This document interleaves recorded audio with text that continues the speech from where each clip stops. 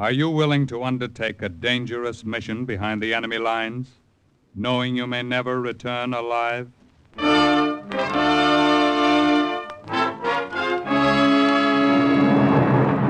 What you have just heard is the question asked during the war to agents of the OSS. Ordinary citizens who to this question answered, yes. This is Cloak and Dagger.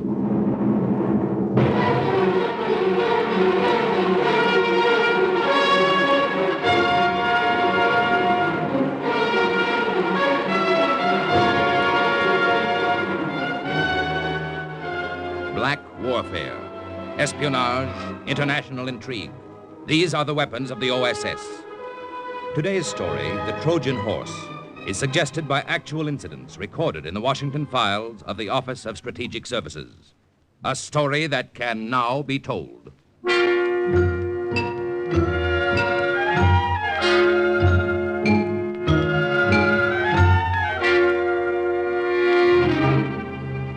August 1942. Report to OSS headquarters in Casablanca from Agent Henri Fontaine in France.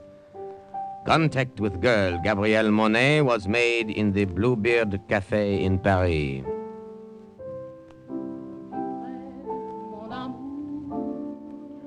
I went there alone on the evening of the 15th and sent her a note with a waiter asking her to come to my table when she'd finished her song.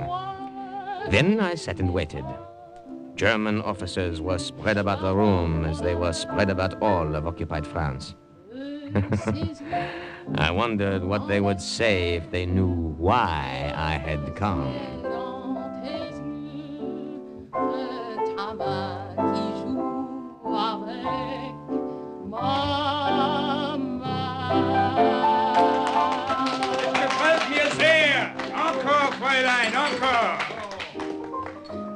You send me this note, eh? Oui, mademoiselle. Will you join me? Why not? I drink with anyone these days. What will you have, eh? What have you? Let me taste from your glass. It is very bad wine. Huh? You are right. Oh, the only time a girl may get good wine nowadays is when she drinks with the Boche. Never mind, I'm not thirsty. I enjoyed your song. Is that what you wanted to tell me? I think you are wasting your time here in Paris. Paris is wasting our time on Paris these days. I can offer you a better position in Casablanca. What did you say? Who are you? My name is Henri Fontaine. I, too, have a good position with the American OSS in North Africa.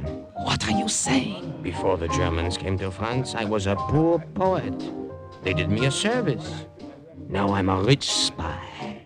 You sit here in a room full of Germans and tell me this? What makes you think I will believe you? What makes you think I won't turn you over to the Germans if I do, eh? Mademoiselle, I am not such a brave man. Neither am I a fool. We have kept you under observation for months. We know you better than you know yourself. Is there anything you'd like to know about yourself? What do you want of me? On our side, we have only the very best. Forgers, counterfeiters, cutthroats, and spies. Will you join us? Just tell me what you want me to do.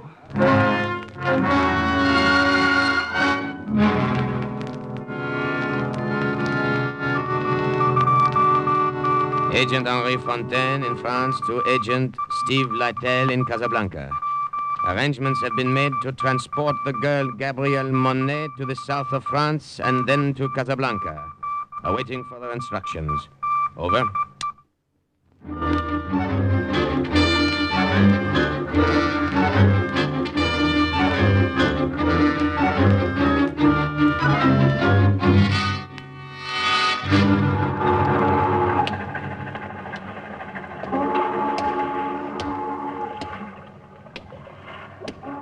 Bonjour. Bonjour. The roses will bloom early this year, I think. Oui, but not too early, I hope. Good, good. I have been waiting for you. It is dark. I can't see you well. Is the girl with you? She is here. Gabby, say something so our friend will know you are here. I am tired. Did you have difficulty reaching Marseille from Paris? Not too much. With swarms of displaced persons all over France to mingle with, and a slight bit of help along the way from the underground, it was not too bad. Good, good. Now follow me. I will take you to the fishing schooner. But I know you're tired. Cheer up, Gabby. You'll have a nice, long trip by water to rest up. Oh? And then another nice, long trip by auto to Casablanca. Oh, I like automobiles. In the old days, I liked nothing better than a pleasant ride.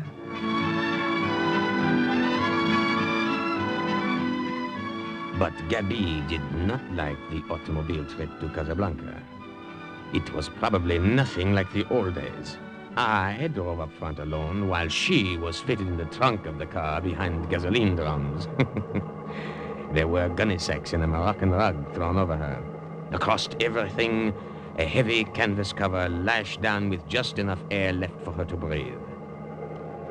We drove that way over rough roads for several hours.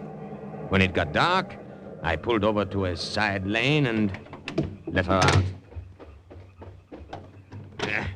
Gabby, come out. Oh, my back. It is broken. I will gladly massage it for you. You are too kind. Not at all. No, thank you. Pity. Why did we stop? To give you a chance to stretch your legs. And a cigarette if you want one. Oh, I would die for one. Give. I have one lit here. Mille merci. You see? I try to be gentle. I try to make up for the inconvenience I am causing you. Ça c'est drôle. I remember what another poet once said. A German, by the way, but not a Nazi. His name was Goethe. What did he say? He said, "Be gentle with women. Remember, they were made from a broken rib." I am not amused. I'm sorry. You are always smiling. Do you enjoy the war, huh? I am a poet. There is poetic excitement in being behind the lines, working underground. I enjoy being a spy. Well, I am no Matahari. You will do. You still have told me nothing. Why did they send for me? You remember a German named Paul Vogel? Paul... What do you know of him? Tell me. Not now. The time is late. But I must Throw know. away your cigarette. Why did you mention I his... said later. We have a long journey ahead. If we pass the border post, I will tell you. If we do not, the words and minutes would only be wasted.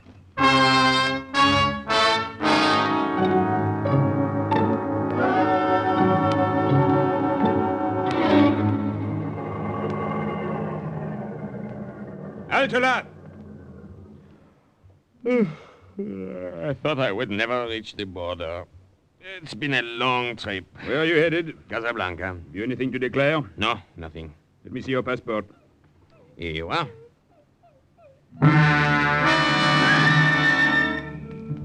All of a sudden, I spotted a small black dog sniffing and whining at the trunk of the car where Gabriel was hidden. The customs officer had not noticed him, and I knew I had to find some way to keep him from noticing. One becomes stiff after so long a ride.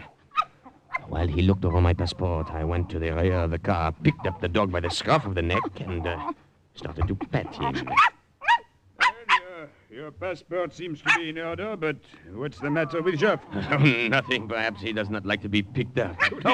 If he did, he wouldn't try to bite you. Better put him down.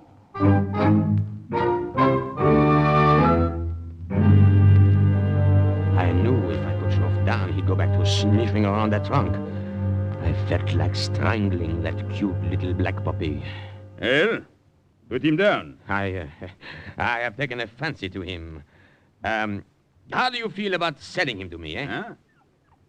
Well, you are serious, monsieur? Oui, I like him. Come, how much, eh? Oh, take him. There are two more like him around somewhere. Thank you. He will liven up the journey. Wait. Huh? Before you go, Yes? what is in your trunk? Huh? I said what is in your trunk. Let me put the dog in the car, and then I will show you. The trunk, I will show you. You see? Gasoline drums. Yes, I see.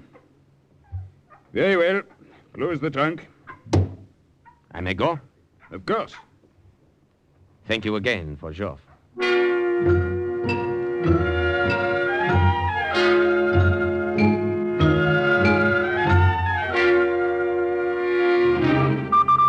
August 27th, 1942. Report to OSS headquarters in Washington from Agent Steve Lytell in Casablanca. Fontaine and the girl arrived. I knew as soon as she walked in that Paul Vogel could not have forgotten her. I only hoped her memories of him weren't too strong. Now, as you know, Miss Monet, this is an international zone. We are, in effect, neutrals. In Casablanca, we pass each other in the streets. Germans, Americans, Vichy, and Free French. You can imagine what a hotbed of international intrigue we have here. Oh, I know nothing of that kind of intrigue. Then perhaps we can broaden your horizon. Hold it, Henri. Now, listen to me, Yabby. The head of the German Armistice Commission in Casablanca is a man named Paul Vogel. Does that name mean anything to you? We knew each other once, before the war. Knew each other? He was an attaché to the German consulate in Paris. You almost married him once, isn't that so? That is my business. I'm afraid we've made it our business. Now, Gabby, we've kept close watch on you these past months, and we're sure that you're no Nazi or Vichy sympathizer. Oh, I hate them all for what they are doing to But France. Vogel, what are your feelings toward him? I haven't seen him in years. That's not answering my question. If he is a Nazi, I have no feelings toward him. All right, then. Now, the open secret here in North Africa is the planned American invasion. The closed secret is where and when. Now, that's what Paul Vogel wants to find out for German headquarters. I still don't understand what You're to tell him, Cherie. What? Henri's right. You're to take up this friendship with him once more. Give him all the information he wants. You'll get it direct from us. But Now, give rest him assured it'll be the information. wrong information. You understand now? I'm beginning to. Good. We have a job for you at the Three Lanterns Cafe. Now, starting tomorrow.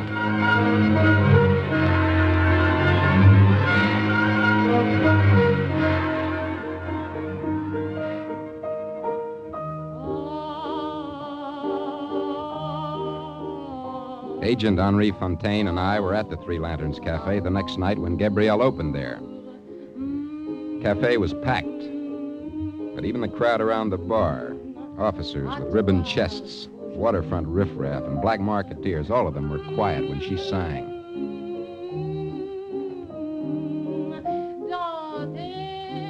She was wearing a red dress. In the spotlight, her face looked smaller and whiter, and her hair looked blacker. There wasn't a man in the room who could take his eyes off her. I wondered how soon it would be before Paul Vogel came in and saw her, too. A girl like that could make you forget the war, eh, Steve? I've got a wife back in Syracuse. Can she wear red like that? My wife can be trusted. And this girl? She and Vogel were pretty close in the old days. I know my own kind. She can be trusted. I hope you're right. The success of the whole American invasion may hinge on it. A lot depends on how hard Vogel falls for that little bait up there on the bandstand. Steve, Vogel, he's just come in. That's all I wanted to see. Come on, let's get out of here. Excuse us. Pardon?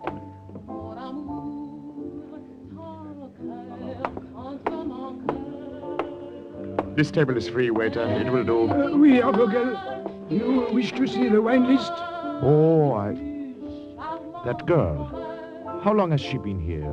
The singer, you mean? She started only tonight. Tell her to come to this table when she's finished. You understand? Oui, I understand. No, you don't. You only think you do. Go tell her what I said. And bring a bottle of your best wine.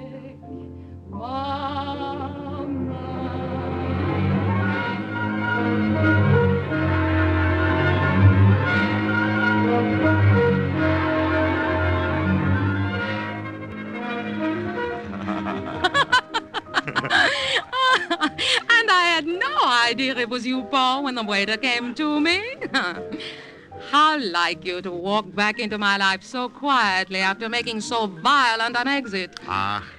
The world is small after all, Gabby. I'm amazed to find you in Casablanca. I can say the same of you. What are you doing here?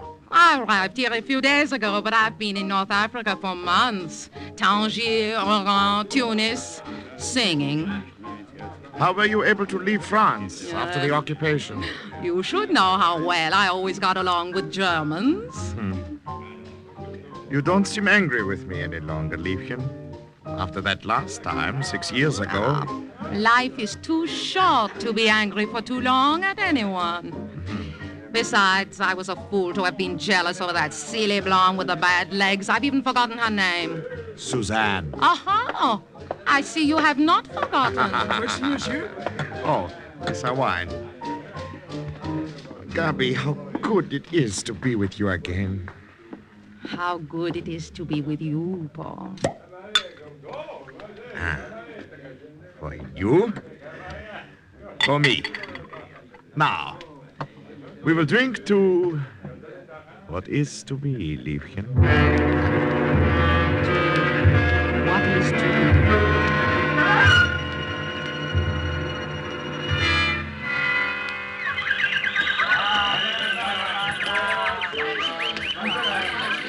You could have no better guide through Casablanca than I, Gubby. Come, what else would you like me to buy you from the marketplace? A scarf, perhaps? A gold scarf to put around your hair, yeah. Have you taken many girls to the marketplace, huh? Oh, will you be forever jealous of me, Liebling? What is it, the French in you? It is the woman in me. I imagine you are in great demand by the women here. The chief of the German Armistice Commission. How did you know that? I know more than you think. Oh? Would it interest you to know the name of one of the most important American agents in North Africa? Who? Steve Lytle. What do you know of him? I know him. And he knows the details of the planned American invasion. Come. I will buy you a gold scarf. Well, have you nothing to say of what I just told you? I knew that already. I, too, have agents. However, thank you for telling me. I can promise you more than a gold scarf if you find out additional information for me. Is this possible?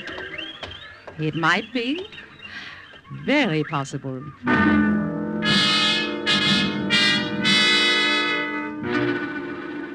Agent Lytle in Casablanca to OSS in Washington. The girl, Gabrielle Monet, has been in the paid employ of the German government here for several weeks, according to our plan, and will transmit to them the Dakar cover project. September 1942. Report to OSS headquarters from Agent Monet. I had a feeling that things were going too smoothly. I seemed to be holding my breath, waiting for something to go wrong. And on the night of the 29th, it did. Paul Vogel was in my room above the cafe. We were listening to my record of our favorite song.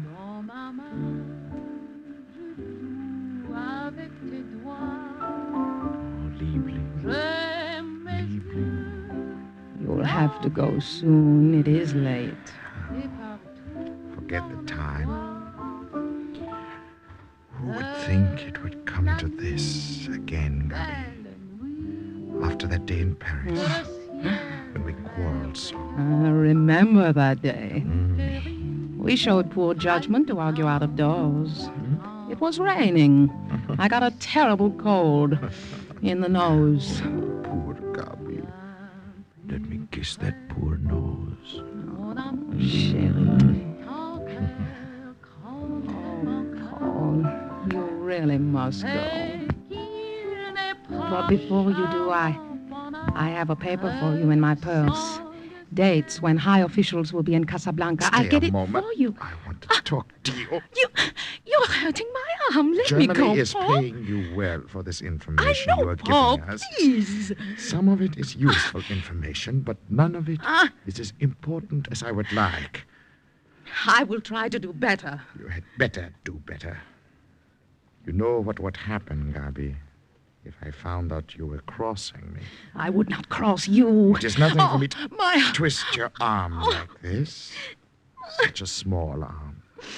Think what I could do if I really tried to hurt you. You hurt me now because you don't trust me. What do you want? You claim to know this American Lytel. I do. You claim you get your information from him. Is that all he gives you? What about his love? Oh. Does he give you that too? Paul, the shoe is on the other foot. Now it is you who are jealous. Oh, how foolish of you. Think, would I lie to you? Gabi. Gabi. Oh, Gabi. If you ever lie to me, I would rather see you dead at my feet than standing looking at me and lying. You hear what I say. Yes. Yes, I hear. I hear.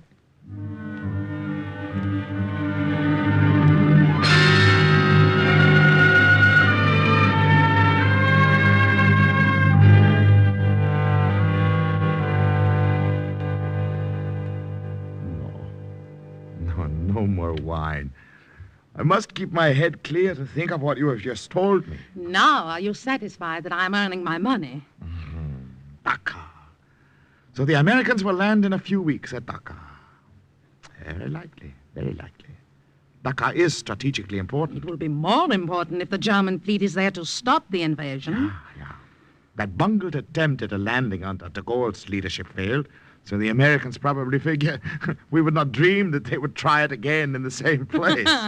One American, Steve Lytel, does not dream you know this. Are you going to tell German headquarters? But of course, this is something they will want to know.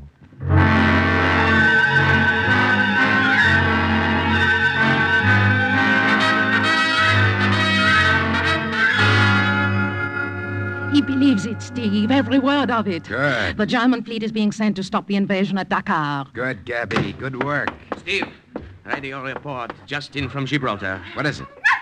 No. Let me tell it, Geoff. General Clark will rendezvous on October 21st at Point Agreed near Algiers. You know what that means?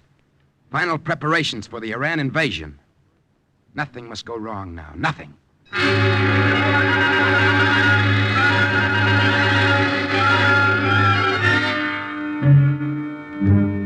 November 4, 1942. Something very wrong happened. Paul came to my room just before I was ready to go downstairs to the cafe. Paul! Gabi, your friend Lytel has been playing you for a fool. You hear what I say? I don't understand. The invasion is not Dakar. I just learned myself it's to be Oran. Oran! And the German fleet, on my suggestion, is waiting in Dakar for nothing. Paul. And will continue to wait for nothing. Paul, it can't Do you know what this will mean to me? Do you realize what the High Command will do to me for this? Please, Paul. I'm ruined. Perhaps your latest information was wrong about Oran. No. It all ties in. They, the Americans, wanted me to believe that... Gabi, what had you to do with this? Now what are you saying? I'm getting tired of your suspicions. One day you trust me, the next day you don't. You're French? What kind of French? Instead of questions, ask yourself this. Would I betray you, Paul? Not Germany, but you. Think. Look at me. Look at your Gabi and answer.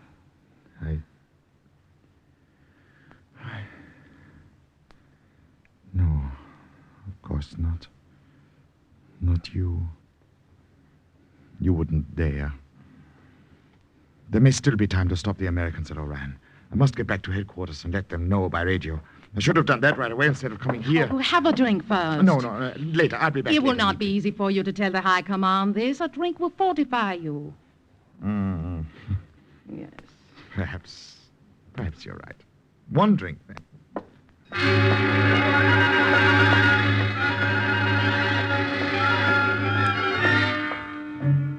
sat on the edge of the couch, his head in his hands. I remember thinking how very blonde was his hair, how large his hands. It was not difficult for me to drop half the L tablet from my purse into his glass as I poured the liquor over it. Here you are. Poor Paul. Pauvre petit. You look so tired. Drink. Where are you going? To put on the record you like. We've played it so often lately, Paul, that one of these days it will just rise up in protest. You tired? No. No, why should I be tired? I must go now. I've had my drink. Hear my record through, then you will go. No. No, now. I must go now. You're so good to me, Garby. You love me. You love me very much. His head had fallen on his arms and rested on the table. The tablet had begun to work as I knew it would. I got the automatic pistol that had been given to me by the Americans and shot him twice through his very blonde head.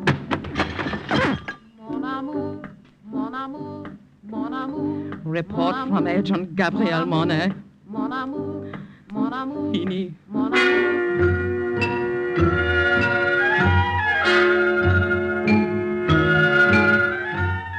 it ought to come any minute now, news of the invasion. I've had word that Eisenhower and Clark were in Gibraltar on November the 8th.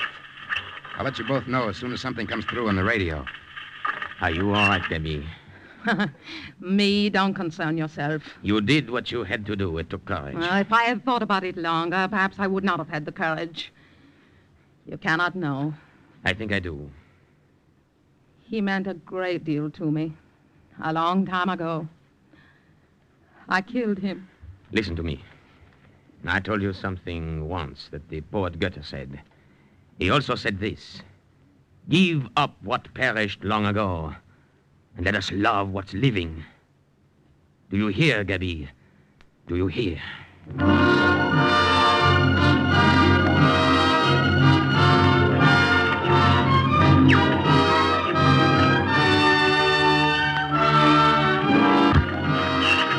Écoutez, écoutez.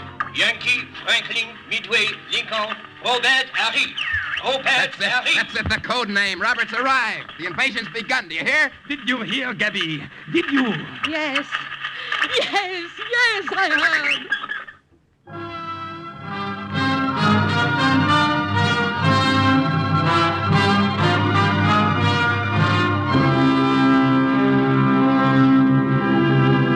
And once again, the report of an OSS agent is closed with the words, Mission accomplished. a further adventure in black warfare is next week's Cloak and Dagger.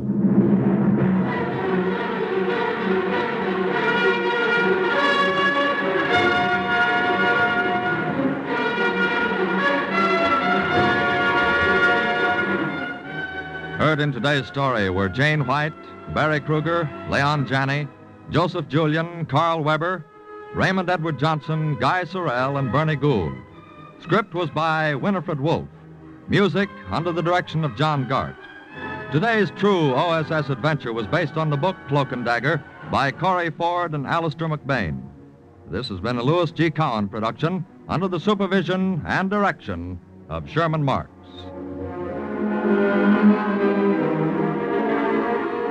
Stay tuned for the second big mystery, High Adventure, on NBC.